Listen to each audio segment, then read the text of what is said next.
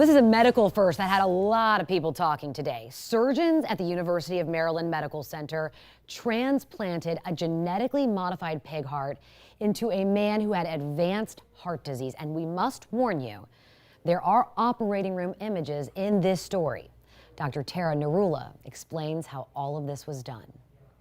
He simply didn't want to die, doesn't want to die. Patient David Bennett, a Maryland handyman and father, is awake and recovering days after a 7-hour surgery to replace his heart with that of a genetically modified pig. This pig heart has performed so far very well, even beyond our expectations. When Bennett arrived at the University of Maryland Medical Center, he was dying and ineligible for a human transplant because of the severity of his heart disease and medical history. My dad's prognosis early on was very, very, very bad. His son said Bennett agreed to the experimental procedure despite a slim chance of success.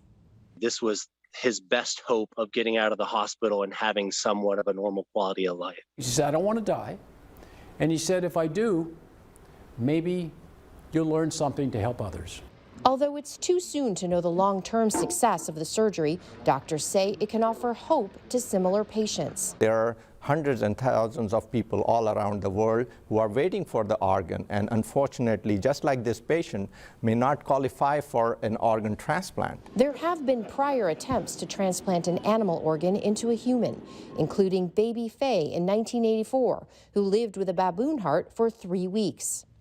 But those have failed because the body rejects the organ rapidly. This time, the pig that supplied the heart went through gene editing to remove cells thought to be responsible for rejection. We're learning a lot every day with this gentleman, and so far, we're happy with our decision to move forward. And he is as well.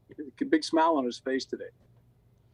That surgery did take 7 hours to complete. Doctors say more data must be gathered from this transplant before they open this option to more patients.